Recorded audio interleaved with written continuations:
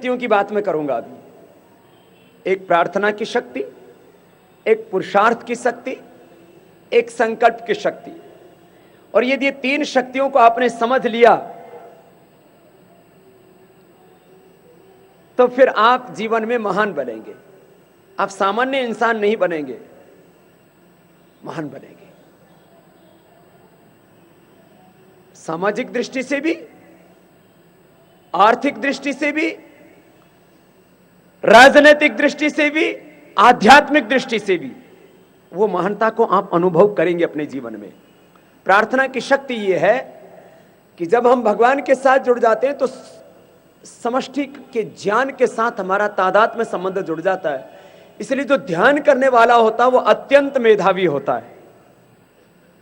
मैं किसी के साथ तुलना करने के लिए इन बातों को नहीं कह रहा हूं, याद रख लेना।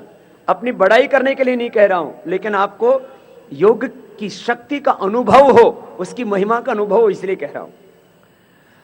आपने आज तक इन पिछले 15-20 सालों में मेरे हजारों इंटरव्यू देखे होंगे।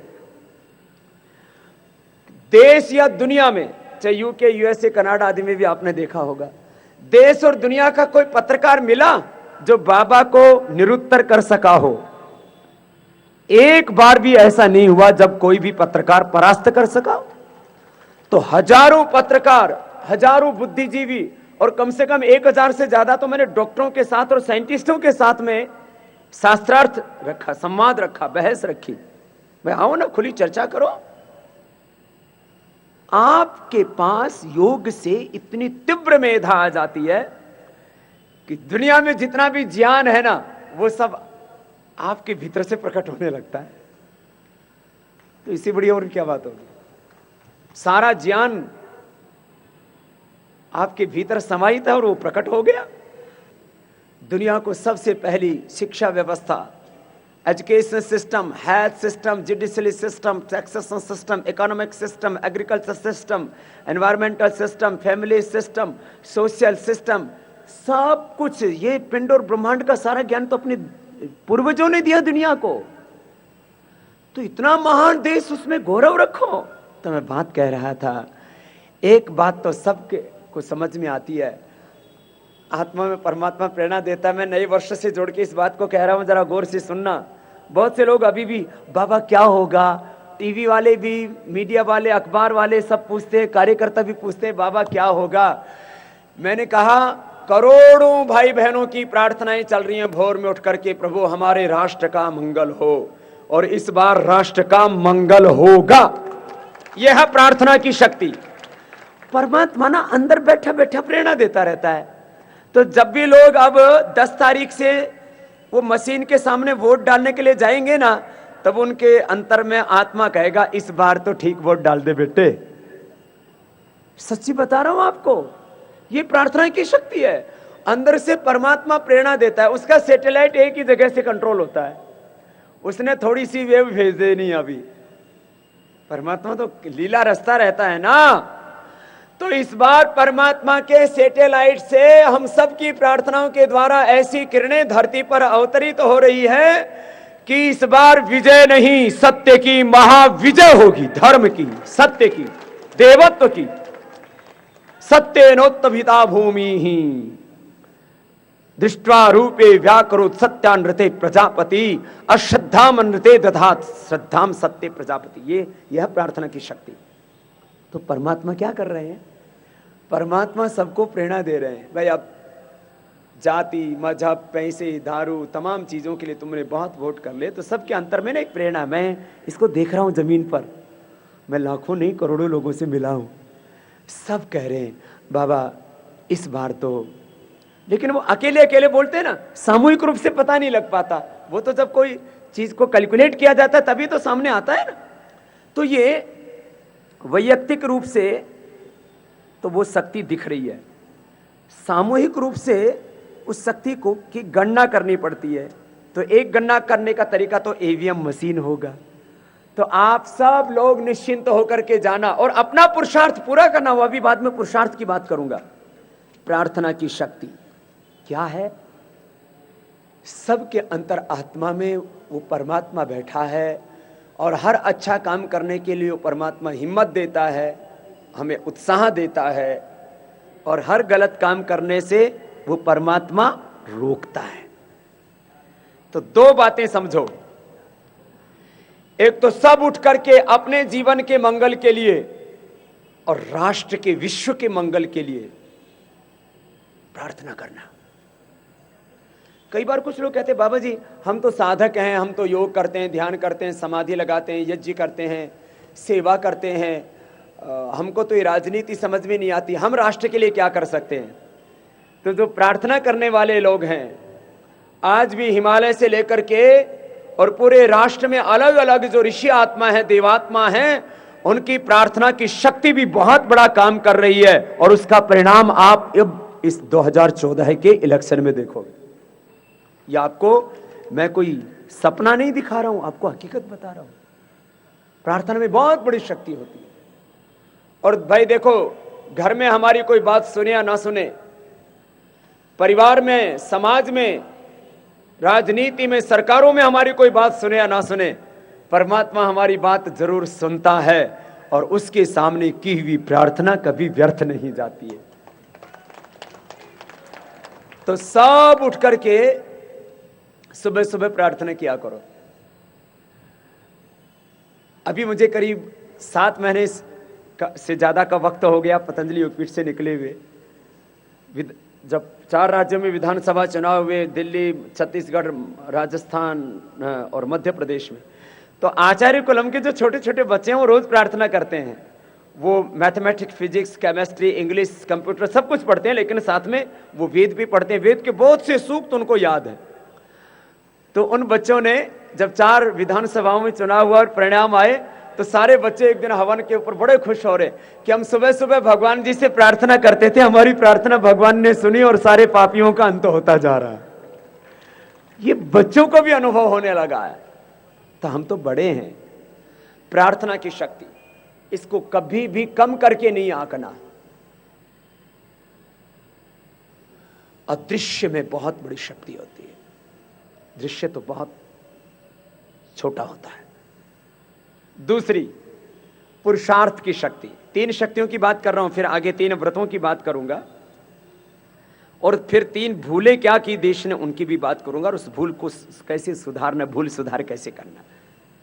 दूसरी है पुरुषार्थ की शक्ति। अब इनके ऊपर और बहुत विस्तार से आप चिंतन कर सकते हैं घंटों घंटों तक। देखो, पुरुषार्थ की शक्ति यह है कि सारा ब्रह्मांड पुरुषार्थ कर रहा है, कर्म कर रहा है, कर्मशील है।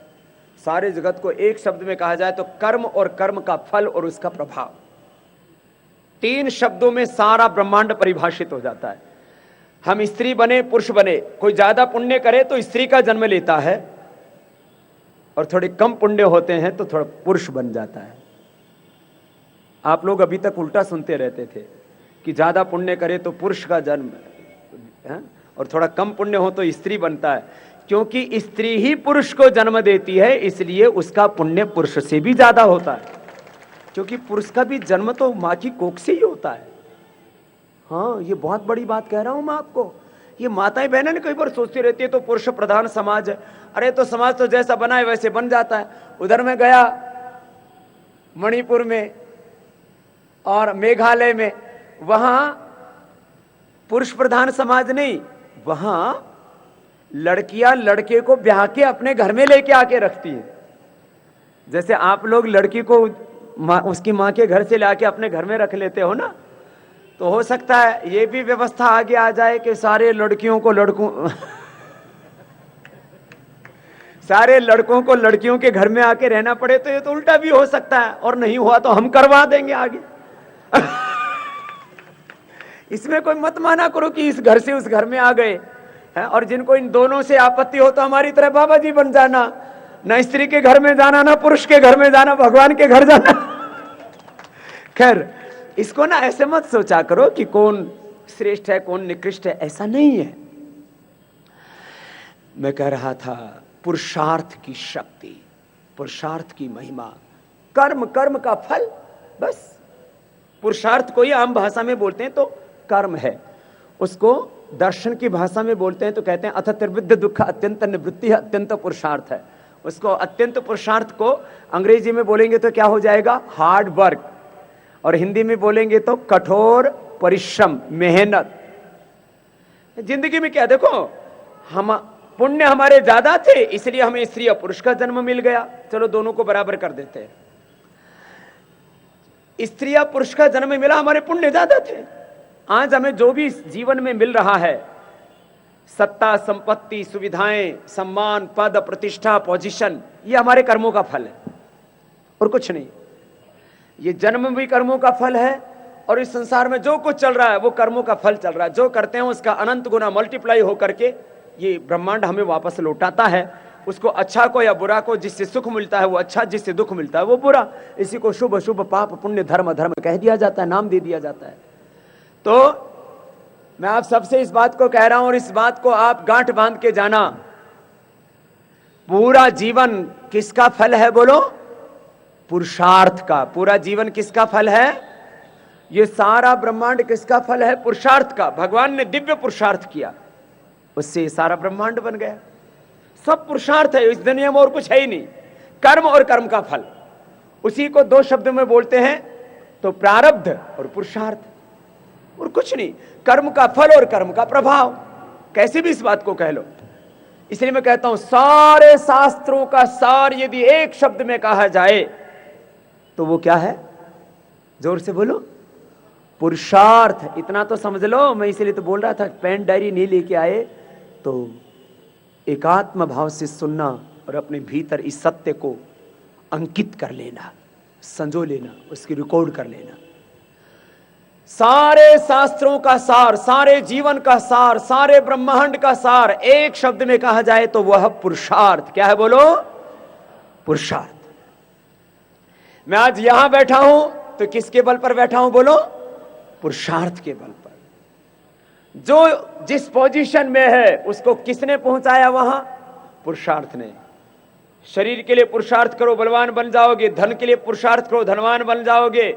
और मेधा के लिए पुरुषार्थ करो, मेधावान, प्रज्ञावान, बुद्धिमान बन जाओगे। सारा जीवन किसका फल है? पुरुषार्थ। संबंधों के लिए पुरुषार्थ करो तो आपके संबंध बन जाएंगे। जिस चीज के लिए आप पुरुषार्थ करोगे वो आपको मिल जाएगा। पुरुषार्थ।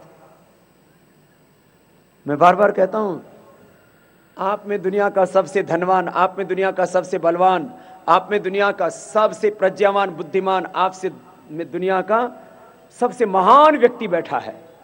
आप एक बार उसको जगाओ तो, जागृत करो।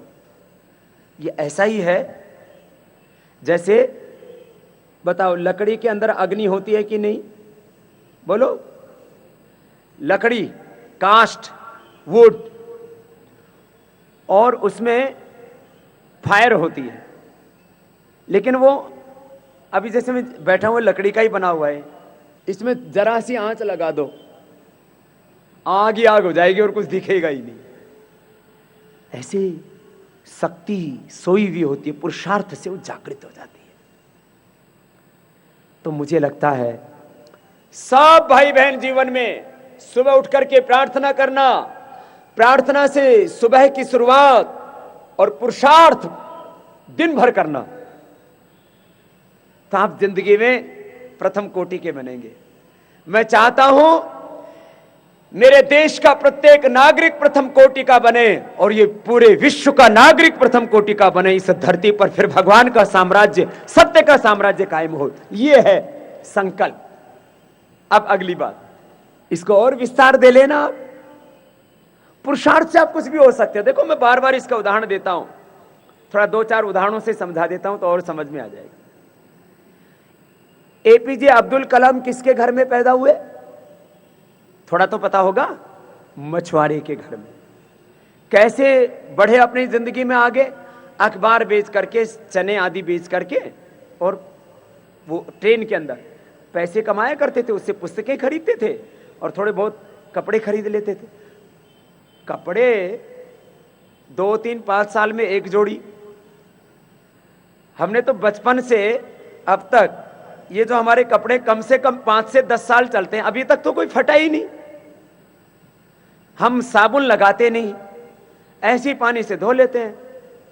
हम बच्चे थे तब भी 5-5 साल क्या होता था, हम बड़े हो जाते थे, हमारा पैजामा पहले एड़ी के ऊपर होता था, टखने के ऊपर, और बाद में जो है 4-5 साल में वो घुटने के नीचे आ जाता था, क्योंकि हम बड़े हो जाते थे, वो छोटा पड़ जाता था।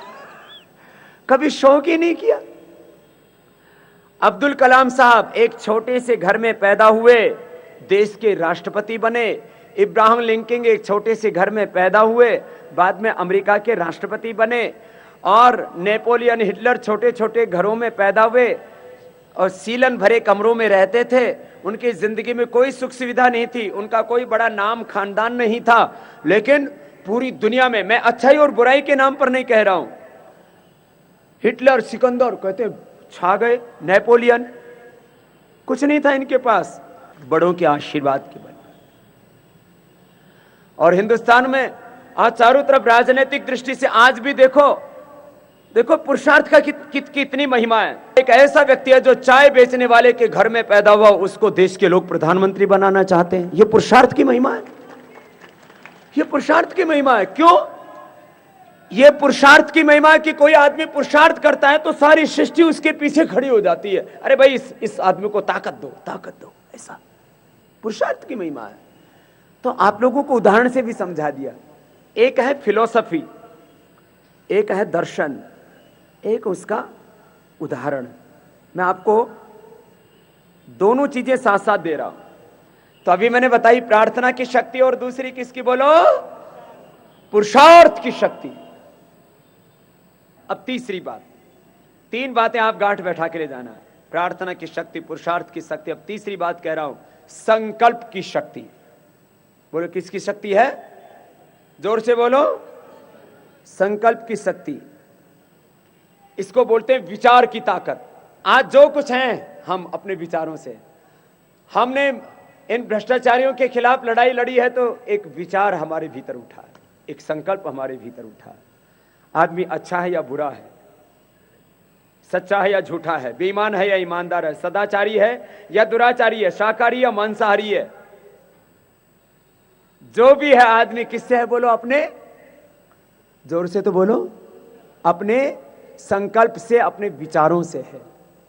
तो मेरे साथ सभी बोलना, जरा हाथ जोड़ करके बैठेंगे। तन्मे मनाः, जोर से बोलो, तन्मे मनाः शिव संकल्पम अस्तु। तन्मे मनः शिव संकल्पम अस्तु।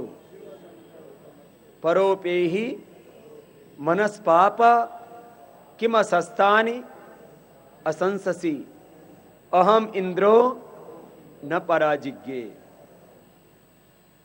ये 3 वाक्य बोले मैंने, संस्कृत के मंत्र हैं ये, वेद के। इसका मतलब है हमारे मन में हमेशा शिव संकल्प होना चाहिए। जैसे दुनिया में किसी को बहुत बड़ी चीज मिल जाए तो खुश रहता है ना, ऐसे मैं हमेशा बहुत खुश रहता हूं, क्योंकि मुझे दुनिया की बहुत बड़ी चीज मिल गई। सारी दुनिया को बनाने वाला भगवान, उसने मुझे अपना लिया है और मैंने उसको अपना लिया है। तो इस संकल्प के साथ जियो, और मुझे भगवान के लिए काम करना है। किसके लिए काम करना है?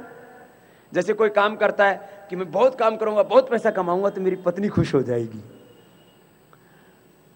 मेरे माता पिता खुश हो जाएंगे, है ना। तो बहुत काम करता हूं कि मेरे भगवान खुश होंगे। तो सबसे अच्छा माइंडसेट है भगवान के लिए काम करना। बोलो किसके लिए काम करना? जोर से बोलो।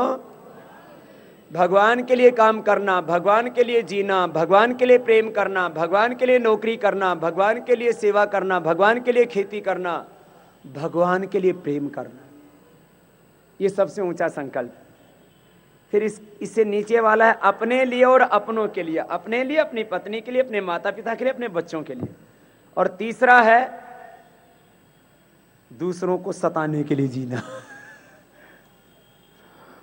कुछ लोग इस काम में बड़े एक्सपर्ट हैं, मानो कुछ ना कुछ ऐसा बोलेंगे, कुछ ना कुछ ऐसा करेंगे, दूसरे जलते भूलते रहे। फिर थोड़े और साथी रहे, वो क्या करते हैं, फिर बंदूक ही पकड़ लेते हैं, नक्सलवादी, आतंकवादी, माओवादी। ये ओसामा बिन लादेन कहते हैं दुनिया का बहुत धनवान व्यक्ति, बहुत बड़े परिवार में पैदा हुआ है, खुद भी इंजीनियर था, और इसने अपने हजारों करोड़ की दौलत किसमें लगा दी? दुनिया का सबसे बड़ा आतंकवादी संगठन बनाने में। और आज तक अमेरिका यदि किसी एक व्यक्ति से डरा तो उसका नाम था ओसामा बिन लादेन। ऐसे भी लोग, तो हमें ओसामा बिन लादेन बनना है क्या? नक्सलवादी आतंकवादी बनना है क्या? नहीं, ये सबसे निचला वाला जीवन। फिर बीच वाला है जो एक दूसरे की टांग खिंचाई करते हैं, आपस में ना एक दूसरे के कुछ ना कुछ पंच फंसाते रहेंगे, कुछ ना कुछ ऐसा काम करते रहेंगे कि जिससे कि उथल पुथल होती रहे घर में। सास बहू का सीरियल चलता रहे। आजकल तो इस सीरियल मैंने कहा क्यों देखती हूँ सीरियल? बोले सीरियल देखने से पता लगता है कि दुनिया में असलियत क्या है। और फिर वो जो देखते हैं ना वो घर में एक्सपेरिमेंट करने में लग जाते हैं। ये मध्यम कोटि का जीवन है। राग द्वेष करना, एक दूसरे को नीचा गिराने की कोशिश करना, एक दूसरे का अनादर करना, निंदा स्तुति करना। और सबसे ऊंचा जीवन है भगवान सबका भला करे। जैसे माँ अपने बेटा और बेटियों का सदा भला चाहती हैं, जैसे गुरु अपने शिष्यों का सदा भला चाहते हैं। आज लाखों हमारे कार्यकर्ता, करोड़ों मुझसे प्यार करने वाले मेरे प्रशंसक हैं। मैं कभी ये नहीं चाहता कि कोई भी दुखी रहे। ऐसे में आप सबसे भी चाहता हूं सब ऐसे ही सोचे कि हम सब सुखी रहें और सबको सुखी बनाएं। एक दूसरे के प्रति एक क्षण के लिए भी नीचा भाव नहीं आना चाहिए। ऊंचा संकल्प। कैसा संकल्प बोलो? ऊंचा संकल्प, ऊंचा विचार, ऊंचा भाव, एक ही बात है। ये ऊंचा होना चाहिए। हमारे यहां तो दो ही शब्दों में कह दिया जाता था ना भारत का जीवन कैसा? सादा जीवन, उच्च विचार। ऐसे देखो जितने भी हमारे बड़े बड़े फकीर बने वो सब राजा थे ज्यादातर। याज्ञवल्क्य राजा थे बहुत बड़े, भगवान बुद्ध बहुत बड़े राजा थे, भगवान महावीर बहुत बड़े राजा थे, ये सब भर्तृहरि बहुत बड़े राजा थे, बहुत से हमारे ऋषि मुनि, जनक बहुत बड़े राजा थे, बाद में महर्षि ऋषि बन गए। और वह जो तप करेगा ना उसको तो ऐश्वर्य मिलेगा। आज हमसे ही बहुत लोग परेशान है, बाबा का इतना बड़ा एम्पायर, ऐसे बोलते हैं। हम सोचते एम्पायर क्या होता, हमको तो पता ही नहीं। हम तो वही फकीर है, यही दो कपड़े ओढ़ते हैं, सर्दी हो गर्मी हो जमीन पे सोते हैं, ना कोई पहनने का शौक। मेरे हाथ में कोई अंगूठी है सोना की, चांदी की, शनि की, राहु की, केतु की है? ये तितली और आ गई, कहते बड़ी शुभ होती है। तो बोले बाबा अंगूठी नहीं तो कोई बात नहीं, मैं आ गई हूं। और उड़ी नहीं रही, अब जब मर्जी होगी तब उड़ जाएगी, कोई बात नहीं। तो खैर जो है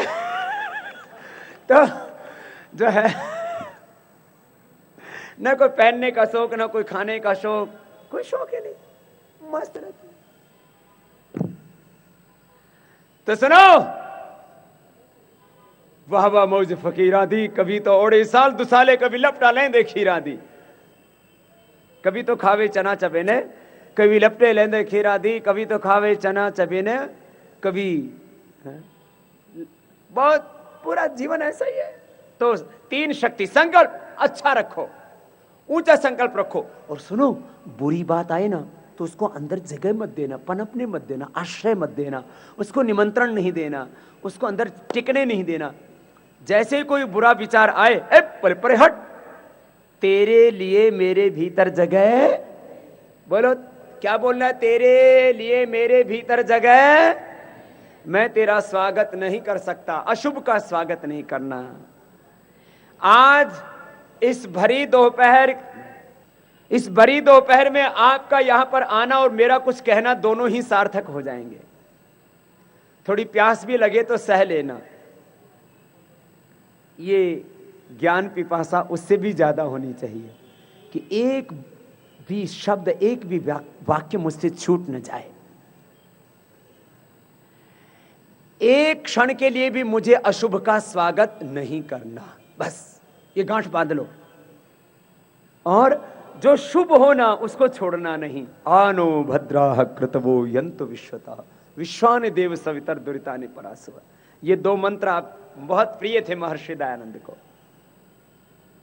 जो बुराई है, जो अशुभ है, वो मुझसे दूर हो जाए और मैं शुभ से भर जाऊं। मेरा तन, मेरी इंद्रियां, मेरा मन, मेरी आत्मा, मेरा संपूर्ण अस्तित्व शुभ से भरा हुआ हो, फिर देखना मस्ती रहेगी जिंदगी में, है ना।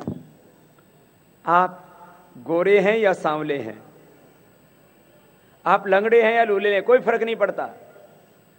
आप जवान हैं, बच्चे हैं, बूढ़े हैं, कोई फर्क नहीं पड़ता। शुभ से भरा हुआ हो जीवन। ऐसे जैसे देखो, बुढ़ापा ऐसा है जैसे पका हुआ फल, जवानी ऐसी है जैसे कच्चा फल, और बचपन ऐसा है जैसे बोर आया हो अभी। आम, नीम, इन सब पर शुरू शुरू में फूल आते हैं, तो अभी फूल खिलना शुरू हुआ तो बचपन, थोड़ा कच्चा रह गया तो जवानी। और बुढ़ापे वालों को तो दुखी होना ही नहीं चाहिए, पका हुआ फल है, और ये भगवान को अर्पित हो जाए तो मोक्ष हो जाएगा। भोगों को अर्पित नहीं होना चाहिए।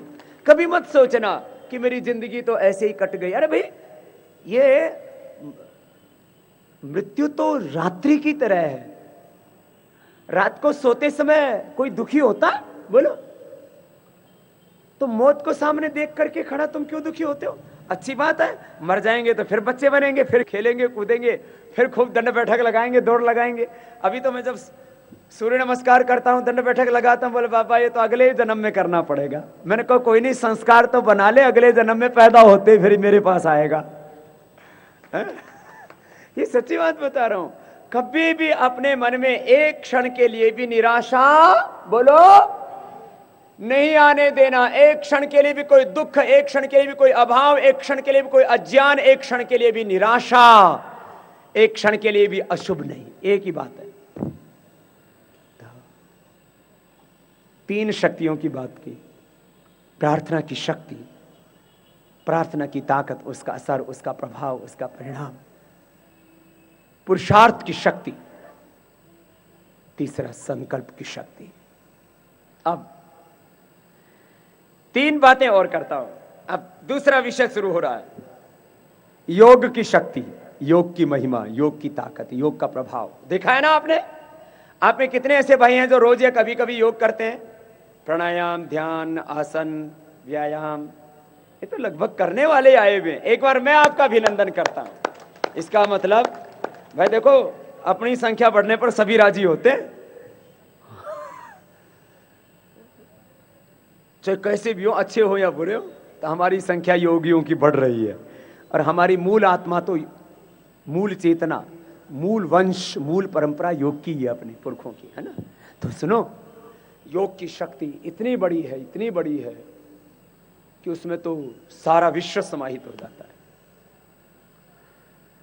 तन की शक्ति, इंद्रियों की शक्ति, मन और आत्मा की शक्ति पूरी तरह से प्रकट हो जाती है। वामन से हम विराट बन जाते हैं, मानव से महामानव बन जाते हैं। मैं बार बार कहता हूं, मानव से महामानव बन जाते हैं। व्याधि तो मिटी जाती है, समाधि लग जाती है, और सारा भीतर का जो सुप्त सामर्थ्य है वो प्रकट हो जाता है। ये योग की शक्ति है। तो भस्त्रिका, कपालभाति, बाह्य प्राणायाम, उज्जाई, अनुलोम विलोम,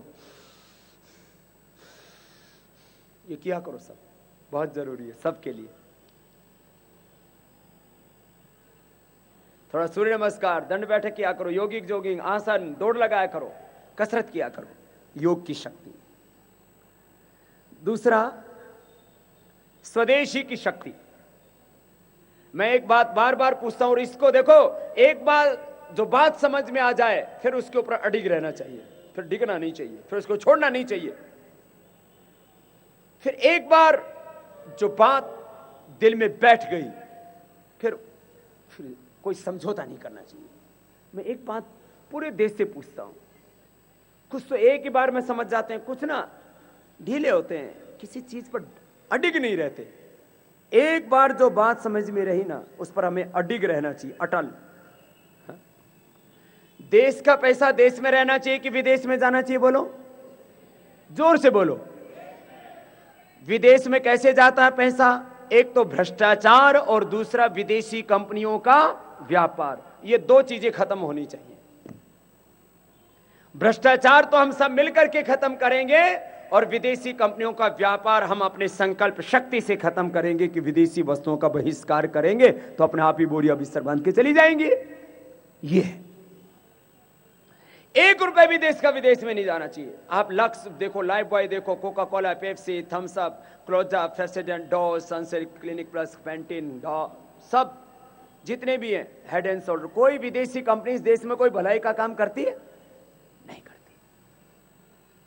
इस देश को तबाह किया है।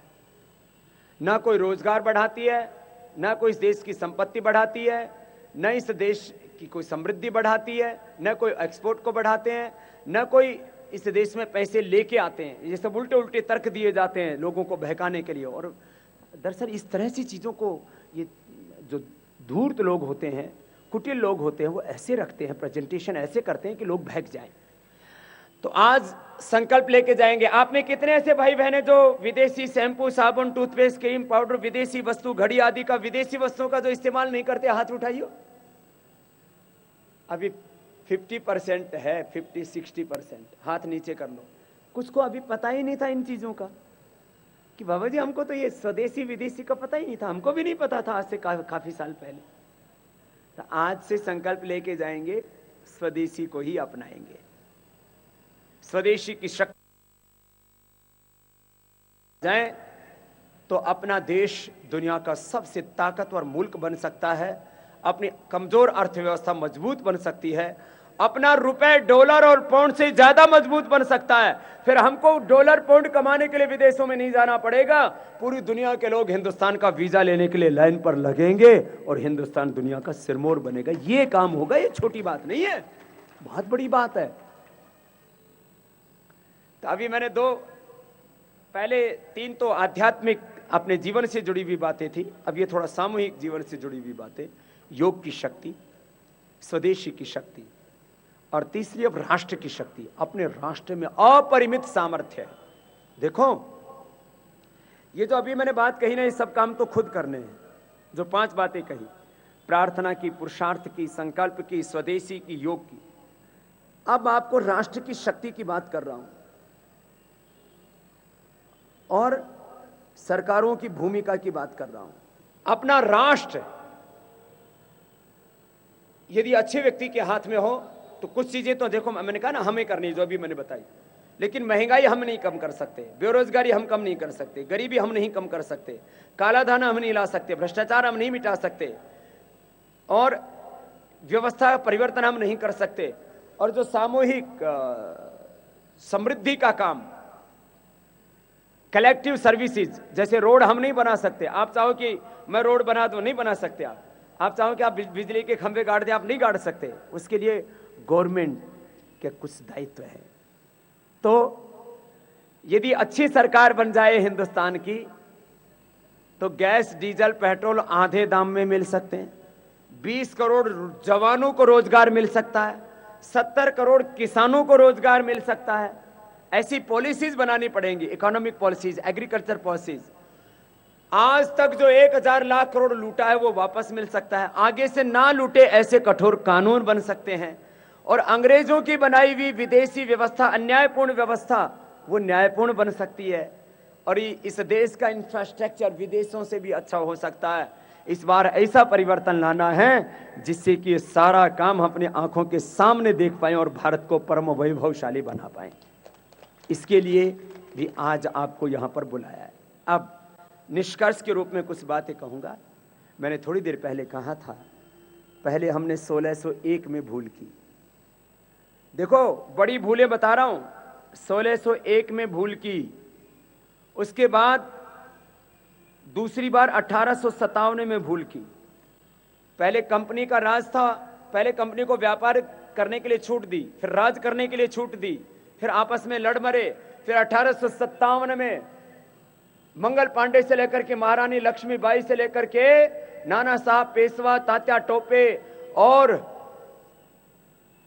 राव तुलाराम, तमाम क्रांतिकारियों ने, पूर्व पश्चिम उत्तर दक्षिण तमाम वीर वीरांगनाओं ने अपने जीवनों की आहुतियां दी। 1857 में ईस्ट इंडिया कंपनी हार चुकी थी।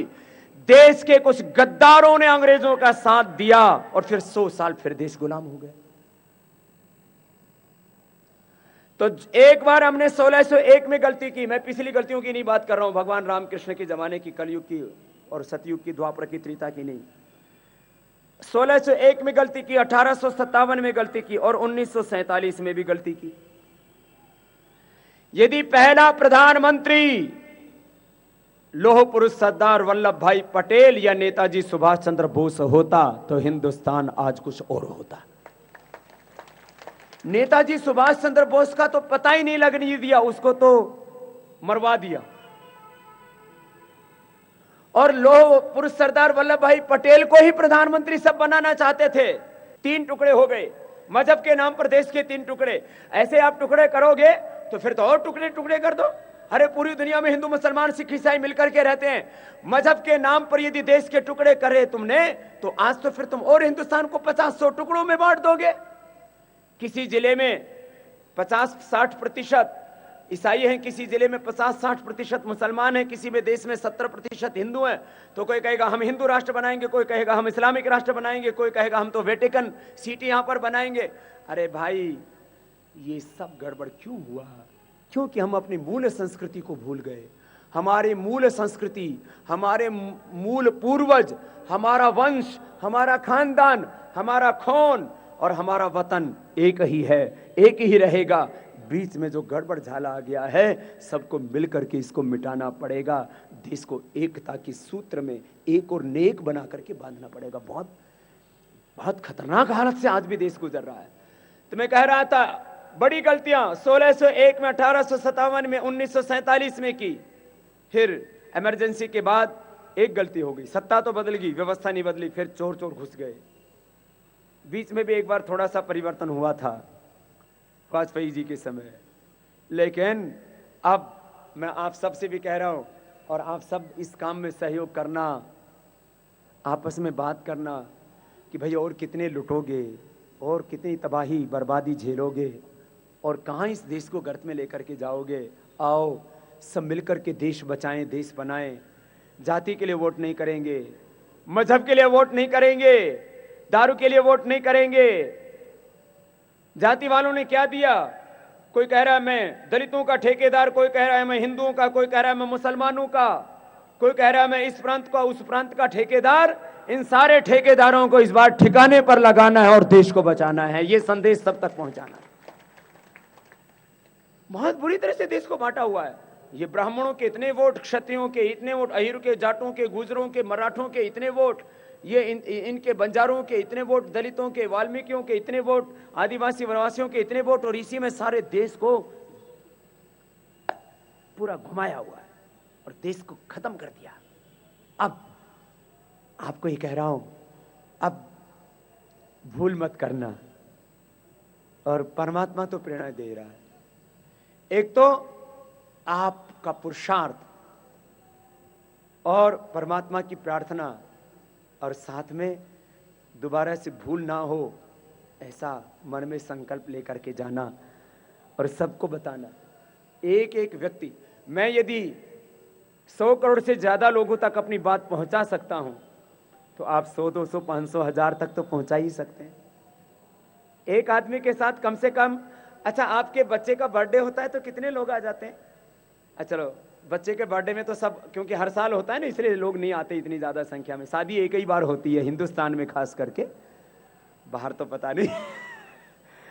तो आपकी शादी में कितने लोग आए होंगे?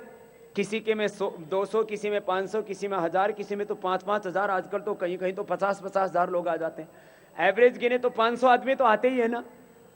छोटे गांव में भी शादी होती है तो 500 आदमी का कम से कम रिलेशनशिप होता है। तो आप 500 लोगों तक ये बात पहुंचाना कि भाई इस बार महंगाई को, बेरोजगारी को, गरीबी को खत्म करने के लिए, देश की नीतियों में, नेतृत्व में, नियत में परिवर्तन लाने के लिए और काला धन भ्रष्टाचार मुक्त भारत बनाने के लिए इस बार भाई अपने को वोट करना है। घर में नहीं बैठना, सबको बाहर निकालना है। और फिर जब आपकी भूमिका अच्छी होगी तो सरकार भी अच्छी भूमिका निभाएगी। इन संकल्पों के साथ आज आपको यहां आमंत्रित किया कि देखो, योग से तो जीवन को बचाना है, अपने आप को विराट बनाना है, अपने भीतर का वैभव पाना है, भीतर का साम्राज्य पाना है, और सही लोगों को वोट दे करके इस देश में एक बड़ा परिवर्तन लाना है। हमने ये काला धन, भ्रष्टाचार और व्यवस्था परिवर्तन के मुद्दे जब उठाए और हमने कहा भाई जो इन मुद्दों का साथ देगा हम उसका साथ देंगे, क्योंकि हम मुद्दों के साथ हैं, हम देश के लिए काम कर रहे हैं, हमारी कोई राजनीतिक महत्वाकांक्षा नहीं, हम तो भगवान के लिए, सत्य के लिए, धर्म के लिए, न्याय के लिए, देश के लिए काम कर रहे हैं। तो कौन व्यक्ति है जो कालाधन, भ्रष्टाचार, व्यवस्था परिवर्तन के इन मुद्दों के साथ है? और ये मुद्दे जब पूरे होंगे तो न महंगाई, न बेरोजगारी, न गरीबी रहेगी, हिंदुस्तान दुनिया की महाशक्ति बनेगा। तो इन मुद्दों का सबसे पहले लिखित में समर्थन करने वाला आदरणीय नितिन गडकरी पहला व्यक्ति था। एक बार उनको भी हम अभिनंदन करते हैं। और इसलिए इस बात को कहते हैं भाइयों बहनों, बात व्यक्ति की नहीं है, बात देश की है। और देश बनेगा मुद्दों से, देश बनेगा सही नीतियों से। तो सारी नीतियां एक पेज में हमने डाल दी, भगवान ने वो तो सामर्थ्य दिया ही है। तो देश बनेगा सही नीतियों से, सही नेतृत्व से और सही नियत से। तो अपने को जन जन तक संकल्प जगाना है और जिन लोगों की नीतियां, जिन लोगों की नियत और जिनका नेतृत्व इस देश के लिए मंगलकारी नहीं है, उनको सबक सिखाना पड़ेगा, सत्ता से उनका पत्ता साफ करना पड़ेगा, तो ही देश को इंसाफ मिलेगा। ये तो इस आज के संदर्भ में बात कही। अब एक अगली बात और कहना चाहता हूं। हर वर्ष रामनवमी का पर्व गुरु दक्षिणा पर्व के रूप में, योग दीक्षा पर्व के रूप में पूरे देश में एक साथ मनाया जाता है। यूँ तो भगवान राम का एक बहुत बड़ा दिन जुड़ा हुआ है उसके साथ। रामनवमी का मतलब भगवान राम का जन्म ही रामनवमी के दिन हुआ, तो इसलिए वो रामनवमी, कृष्ण जन्माष्टमी, ऐसे उनके नाम पड़ गए हैं। तो हमारे भारत में दो सबसे बड़े सांस्कृतिक पर्व हैं और भगवान के अनुग्रह और गुरुओं की कृपा से रामनवमी के दिन ही मैंने संन्यास लिया था और अभी मेरे 20 साल पूरे हो जाएंगे संन्यास के रामनवमी को। 8 अप्रैल जब मैंने पहली बार जब जो है ये उस संन्यास लिया तो 9 अप्रैल 9 ही रामनवमी 9 ही पड़ रहा था। इस बार 8 को पड़ रहा है। उस दिन पतंजलि सेवाश्रम जो अभी तक एक किराए के उसमें बिल्डिंग में चला रहे थे, तो अब उसके लिए बहुत बड़ी जगह गंगा जी के किनारे पर ले ली गई है, मंदाकिनी के किनारे पर। और चाहे बिहार के बाढ़ पीड़ितों की बात हो, चाहे सुनामी की सेवा की बात हो, या मुंबई के शहीदों का सम्मान करने की बात हो, और जब लाखों लोग फंस गए थे उत्तराखंड में और उनको उनकी सेवा की बात हो, उनकी जिंदगी बचाने की बात हो, राष्ट्र में जब भी कोई आपदा आई है पतंजलि योगपीठ सबसे आगे मिला है सेवा में। और उत्तराखंड में भी आपदा पीड़ितों के लिए सबसे पहला कदम और बड़ा कदम पतंजलि योगपीठ ने उठाया।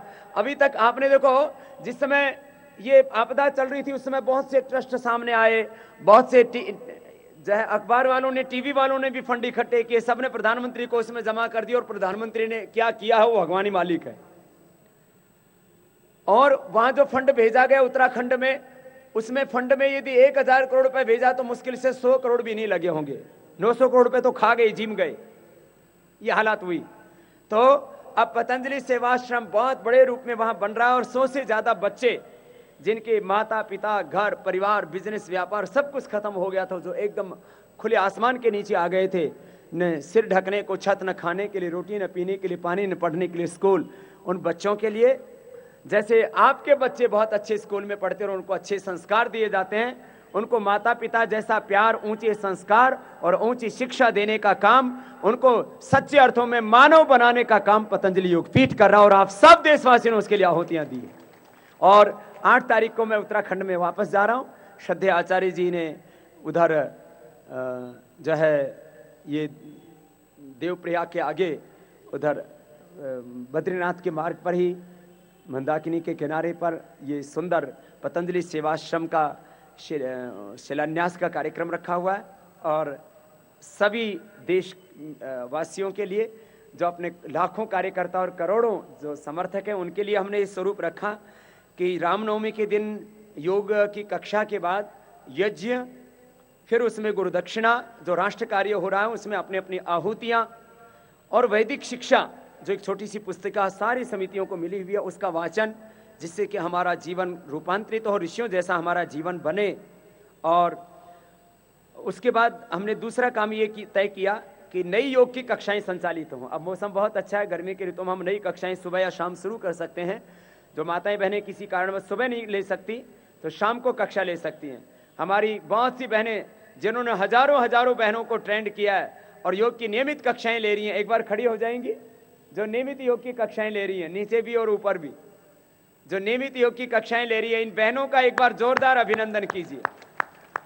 ये बहनें मेरे हृदय के सबसे करीब हैं, मैं इनको सबसे ज्यादा प्यार करता हूं, क्योंकि जो मैं करता हूं वो ये कर रही है ना।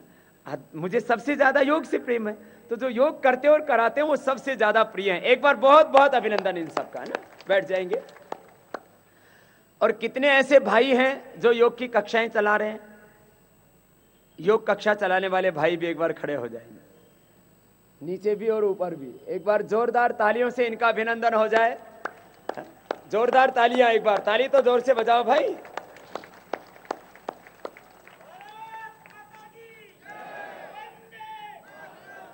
हमारे इनमें बुजुर्ग भी हैं, जवान भी हैं, युवा भारत के कार्यकर्ता भी कक्षा लगानी शुरू कर दिए हैं। एक बार बहुत बहुत फिर से अभिनंदन। बैठ जाएंगे। देखो तीसरा, अब देखो, इस बार अब सत्ता और व्यवस्था परिवर्तन सुनिश्चित है।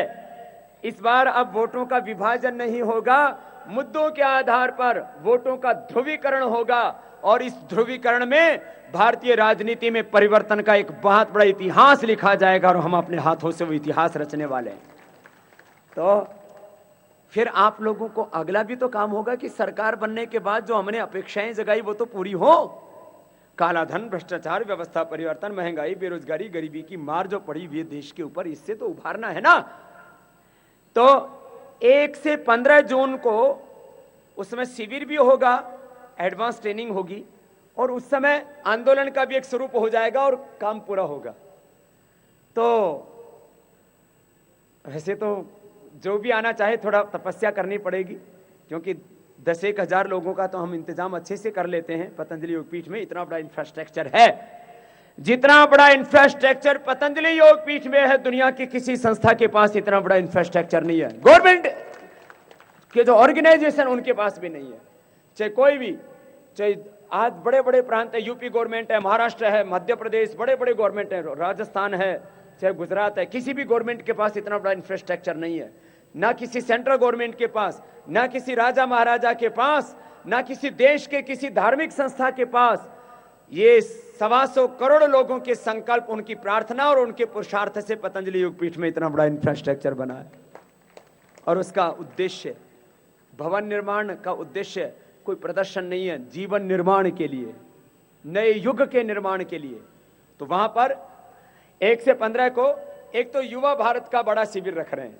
तो हर एक प्रांत से 50 से 100 युवा मजबूत, जो 15 दिन का समय देश के लिए निकालें और ट्रेनिंग के लिए निकालें। और डोर टू डोर वाला कैंपेन जो चल रहा है, लोगों का माइंड सेट चेंज करने वाला काम, उसमें आपको बड़ी भूमिका निभानी है। मुझे पूरी उम्मीद है कि आप सब, ये तो एक प्रतीकात्मक रूप से मैं नागपुर वालों के लिए कह रहा हूं, महाराष्ट्र, पूरा राष्ट्र 7 दिन अपने अलग अलग जगह, अब 7 तारीख से लेकर के 7 को तो थोड़ी सी जगह खाली एक तरह से उसकी ओपनिंग हो रही है, शुभारंभ हो रहा है। मेन चुनाव 10 तारीख को है। फिर तो 10 तारीख से लेकर के, और अंतिम चुनाव का मतदान की तिथि क्या है? 7 मई और 13 मई, है ना। 7 अभी 10 से लेकर के 10 अप्रैल से लेकर के और 13 मई तक, और 16-17 को तो फिर मैंने कहा ना, जो राष्ट्र का मंगल की सूचना आपको मिल जाएगी। हाँ, और ये एक नए युग का सूत्रपात होगा। सब महापुरुषों ने भविष्यवाणियां की इस बारे में। तो आज मैं एक बार उन सभी कार्यकर्ताओं का, जिन्होंने इस अनुष्ठान के लिए बहुत सेवा दी है, और इस भरी दोपहर में, वर्किंग डे में, यहाँ आप हजारों की संख्या में आए हैं। मेरे लिए आप एक एक व्यक्ति नहीं हो, आप एक एक मेरे लिए 1-1 हजार के बराबर हो, 5-5, 10-10 हजार के बराबर।